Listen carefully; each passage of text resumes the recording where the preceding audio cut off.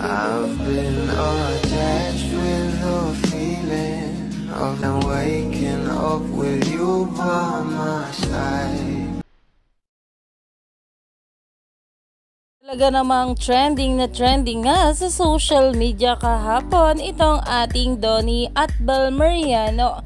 Lalo pa nga ang episode na talaga namang pinag-usapan ang kanilang teleserye na Can't Buy Me Love.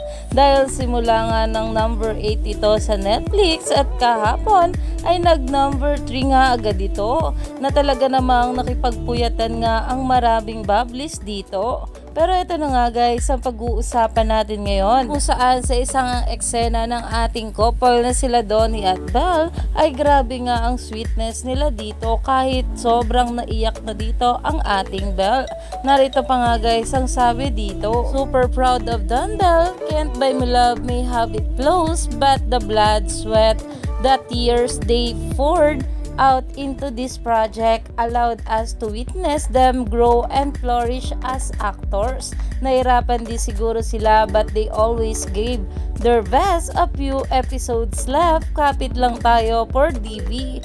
Good night. At dito naman very siksik and relevant ang episode today guys. Di ko yata kakayanin ng heart ko ang Bingling scene sa bridge Tom.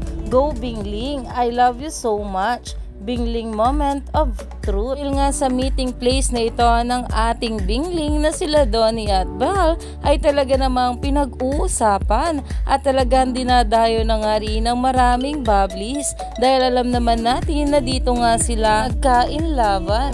Kaya naman stay tuned lang tayo for more updates sa ating couple.